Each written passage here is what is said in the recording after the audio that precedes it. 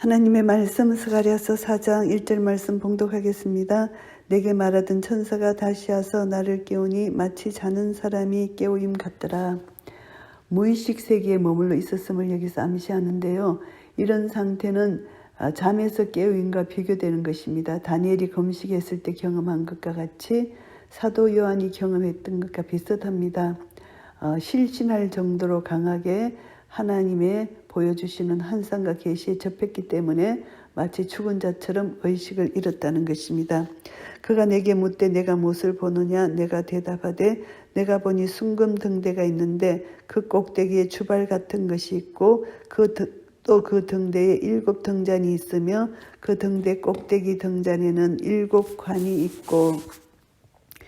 선지자가 목격한 등대는 일반적으로 알려진 그 이스라엘의 전통적인 메노라와는 다릅니다. 이 환상은 독특한 것입니다. 분명히. 그래서 그 등대 7 등잔 7 관이 있다 이렇게 표현을 하고요. 그래서 이런 면에서 이스라엘의 하나님을 전가하는 그런 등대에 비유할 수가 있습니다. 1차적으로는 등대는 어둠을 물리치는 것이잖아요. 그리고 또 하나님의 임재하심을 여기서 또 나타낸다고 생각할 수도 있습니다. 그 등대 곁에 2 감람나무가 있는데 하나는 그 주발 우편에 있고 하나는 그 좌편에 있나이다 하고 이런 해석은 2 감람나무가 누구냐 이런 해석이 있습니다. 첫 번째 해석은 여호수아와 스룹바벨이라는 그런 실제 인물로 보는 견해가 있고요. 또 한 견해는 이스라엘의 기름 부음 받은 2개의 직분인 제사장과 선지자 직분을 의미하는 것으로 보는 견해도 있습니다.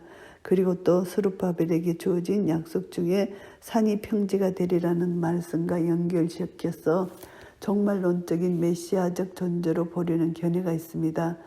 그래서 이 견해는 이제 어떤 의미로 1차적으로 보나 현실적으로 보나 우리는 종말론적 의미로 확대해서 볼 수도 있고 이 3가지 의미를 사람들이 이런 견해를 갖고 있다는 것을 말씀드리고요.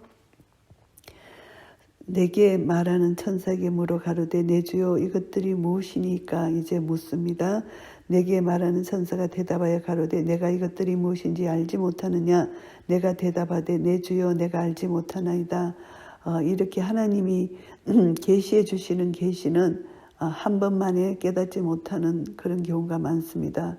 단번에 알기 어려운 그런 점들이 많습니다. 그래서 또 계속적으로 성령님의 인도하심을 받아서 알게 되는 것이죠. 그가 내게 일러 가로되 여호와께서 스룹바벨에게 하신 말씀이 이러하니라. 만군의 여호와께서 말씀하시되 이는 힘으로 되지 아니하며 능으로 되지 아니하고 오직 나의 신으로 되느니라. 이제 스룹바벨을 여기서 말씀하십니다. 이 말씀이 앞에서 계속되던 환상과 어떤 연관성을 갖고 있는지 분명치는 않지만 스룹바벨에게 주어지는 말씀을 해석하는 것으로 시작합니다. 그래서 이제 스룹바벨 여호와의 말씀이 스룹바벨을 향하여 주어진 이유는 그 자체로 독립된 말씀이 아니고 환상 해석을 위한 하나의 배경이 될 수가 있습니다. 그래서 현실 문제에 대해서 강력한 격려의 말씀, 환상의 모함과 대조를 이루는데요. 현실은 머릿돌을 놓고 다림줄을 내린다. 극히 적은 일로서 구성된 반면에 스가랴의 환상은 순금, 금기름, 충만의 수, 감람나무 이렇게 조화를 이루고 있습니다. 이런 극명한 대조를 통해서 장차 생기게 될 영적인 성전 공동체 역할에 대해서 그런 이상을 나타내고 있다고 볼 수가 있고요. 그리스도의 도래로 인해서 형성될 신약이 구속받은 공동체를 가리킨다고 볼 수도 있습니다. 신약교회는 예배로 말미암아 하나님의 백성들이 성전 공동체로 이제 크게 이제 성장할 수 있고 확장되는 것을 우리가 볼 수도 있습니다. 결국은 스가랴 환상으로 본 촛대의 비유가 될 수도 있는 것입니다. 그래서 성령의 상징이 이 기름, 성전 건축에서 성령의 역사를 언급하는 것은 유사성이 있다고 볼 수가 있고요. 그래서 스룹바벨을 대표되는 직분, 감람나무 그 역할에 있어서 유사성을 가지고 있다 이렇게 생각할 수도 있습니다. 그래서 이제 스룹바벨이 등장하는데요. 힘으로 능으로 되지 아니하고 힘으로 되지 아니하고 오직 나의 신으로 된다. 결국은 하나님의 백성들은 생명을 공급해 주시는 하나님으로부터 주어진 힘과 은혜로 하나님의 성령님으로 말미암아 된다는 것입니다. 인간의 힘과 능력으로는 되지 않고 오직 성령으로 말미암아 주어지는 힘과 능력으로 된다는 것입니다. 그래서 이러한 역사는 등대의 기름이 공급되는 두 감람나무의 역사는 하나님으로부터 된다는 것. 그래서 두 감람나무는 어떤 것인지는 모르지만 하나님의 역사다. 결국은 이제 하나님께서 역사하신다는 것이고요. 큰 산아 내가 무엇이냐, 내가 스룹바벨 앞에서 평지가 되리라. 그가 머릿돌을 내어놓을 때에 무리가 예치기를 은총이 그에게 있을지어다 하리라 하셨고, 이제 성전 재건에 대한 반대를 산으로 여기서 묘사합니다. 그래서 성전 재건을 실패했던 역사를 여기서 말씀합니다.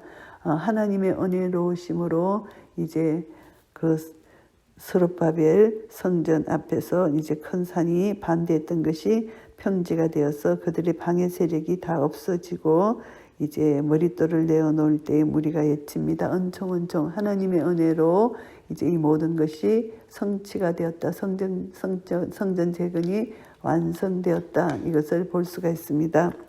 여호와의 말씀이 또 내게 임하여 가라사대 스룹바벨의 손이 이전에 지대를 놓았은즉 그 손이 또한 그것을 마치리라 하셨나니 만군의 여호와께서 나를 너에게 보내신 줄을 내가 알리라 하셨느니라. 성전 기초 속 이것을 하나님이 성전 놓으셨다는 것입니다. 성전 건축 이 완성됐다는 것을 말씀합니다. 그래서 여호와께서 나를 너에게 보내신 줄을 너희가 알리라. 이전에 지대를 놓게 되는 것, 이것은 방해받지 않고 이제 성전을 다 짓게 하게 하여 스룹바벨을 보내셨다. 이렇게 말씀하시고요. 작은 일의 날이라고 멸시하는 자가 누구냐? 이 일곱은 온 세상에 두루 행하는 여호와의 눈이라. 다림줄이 스룹바벨의 손에 있음을 보고 기뻐하리라. 성전 재건 사역이 반드시 이루어질 것을 예언하고요. 이 일곱은 온 세상에 두루 행하는 여호와의 눈이라고 표현을 합니다. 그래서 하나님은 세상을 감찰하시고 세상을 통치하시고 다스리시는 하나님의 은혜를 이렇게 눈으로 표현합니다. 하나님은 빛으로서 세상에 나타나고 하나님의 눈으로 또 이해되기도 합니다. 내가 그에게 물어 가로되 등대 좌우의 두 감람나무는 무슨 뜻이니까? 또 두 감람나무에 대해서 이제 질문을 합니다. 다시 그에게 물어 가로되 금기름을 흘려내는 두 금관 옆에 있는 이 두 감람나무는 이 감람나무는 나무 두 가지는 무슨 뜻이니까? 이렇게 묻습니다. 그가 내게 대답하여 가로되 내가 이것이 무엇인지 알지 못하느냐? 대답하되 내 주여 알지 못하나이다. 가로되 이는 기름 발리온 자 둘이니 온 세상의 주 앞에 모셔 섰는 자니라 하더라. 그래서 이 두 가지 두 감람나무 이것은 이제 여호수아와 스룹바벨이라는 그 역사적 인물을 가리킨다고 볼 수가 있고요. 그리고 이제 여호수아와 스룹바벨과 같은 직분으로 백성들에게 기름을 공급하는 것으로 우리가 생각할 수도 있습니다. 결국은 하나님의 두 종으로 말미암아 하나님의 백성들에게 선지자와 제사장들을 통하여 하나님의 백성들에게 은혜가 공급되는 것처럼 이들에게 이제 감람류 성령의 기름이 이들 앞에 공급되는 그런 역사로 우리는 해석할 수가 있습니다. 스가랴 4장 말씀을 정리하겠습니다. 순금 등대와 두 감람나무의 한상입니다. 1절부터 3절까지는 두 한상을 보게 됩니다. 순금 등대와 두 감람나무의 한상을 보여주십니다. 순금 등대, 순금은 가장 귀하고 변치 않는 성질을 가지고 있잖아요. 하늘을 상징하는 것이고 등대는 하나님의 통치를 받는 교회를 상징합니다. 그래서 순금 등대에는 꼭대기에 기름을 저장하기 위한 그릇이 있고 등잔에 기름을 공급하기 위한 7개의 간이 있다는 것입니다. 그래서 그리스도의 은혜, 교회의 다양한 은사가 전달되어서 세상의 빛으로 드러난다. 이렇게 생각할 수가 있습니다. 등대 곁에 있는 두 감람나무는 등대에 지속적으로 기름을 공급하는 역사를 한다는 것이죠. 이 감람나무는 그리스도를 상징한다고 볼 수가 있습니다.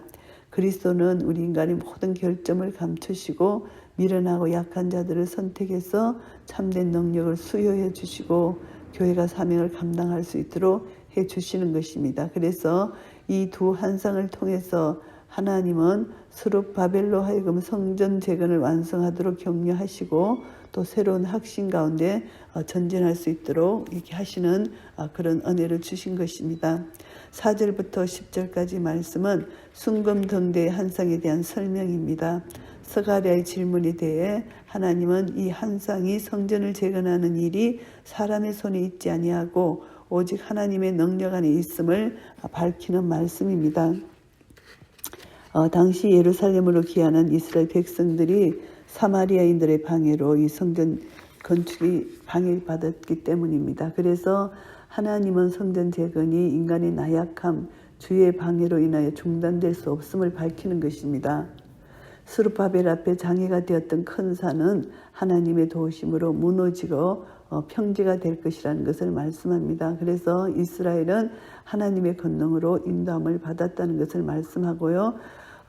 예수님이 오시면 이사야 선지자가 말씀했습니다. 높은 산이 이렇게 낮아지고 낮은 골짜기가 높아져서 평지가 될 것이다 이렇게 예언했습니다. 이사야 40장 4절에 이것처럼 하나님의 구원의 역사는 어떠한 경우에도 중단되지 않고 시온의 대로가 펼쳐져서 완벽하게 시행된다고 우리가 볼 수가 있습니다. 그래서 성전 재건을 반대한 자들은 이제 결국은 그들은 다 무너지고 하나님의 이른 끝까지 성취되었다. 스룹바벨 성전을 보고 실망했지만 솔로몬 성전보다 초라한 것이 실망했지만 결국은 참 성전인 우리 주 예수 그리스도께서 오심으로 하나님의 영광이 그 성전에 나타난다. 그러니까 초라해 보이는 그 성전을 멸시하지 말고 전능하신 하나님의 영광을 기대하라는 것을 우리가 알 수가 있습니다. 우리는 대적자들에 비해 약하고 실망할 필요가 없다. 왜냐하면 하나님께서 약한 자를 들어서 강하게 서시기 때문이다. 그래서 우리가 복음 전파에도 우리는 하나님이 우리를 들어 서실 것이라는 것을 기대할 수가 있습니다. 11절부터 14절까지는 두 감람나무 한상에 대한 해석입니다. 감람나무 두 가지, 이것은 기름 부음을 받은 제사장과 왕을 가리킨다고 해석할 수도 있습니다.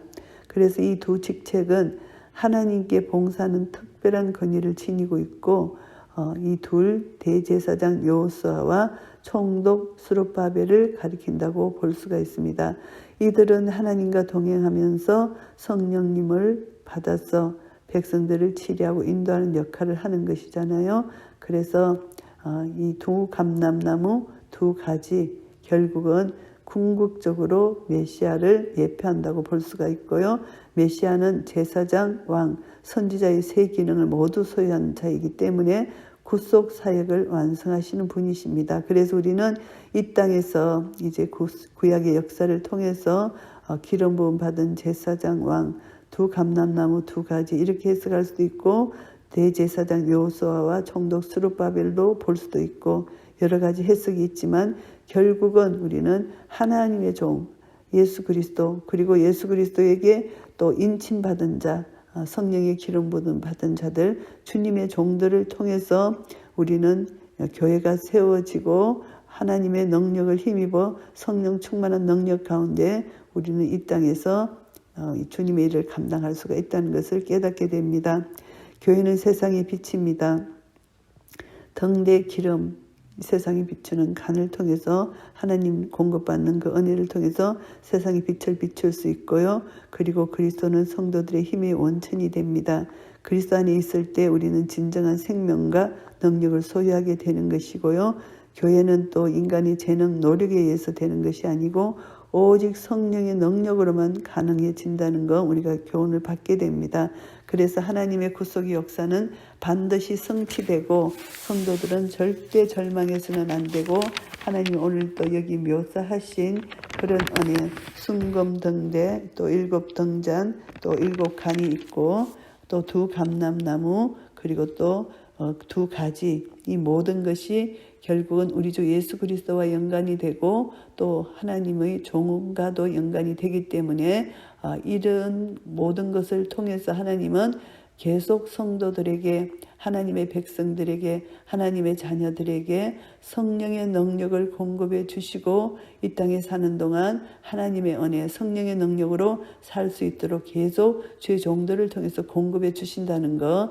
그래서 생명의 말씀을 통해서, 그리고 기도할 수 있는 은혜를 통해서 은혜 보좌 앞에 담대히 나아가서 성령님의 도우심으로 하나님의 뜻을 깨닫고 하나님의 뜻대로 우리는 하나님 뜻을 믿음으로 순종하여 나아갈 때 우리 삶을 통해서 하나님 나라가 이 땅에 확장되며 하나님의 뜻이 온전히 하늘에서 이루어진 것처럼 이 땅에서도 이루어질 것입니다. 이런 은혜가 우리 모두에게 있으시기를 예수 그리스도 이름으로 축복합니다. 아멘.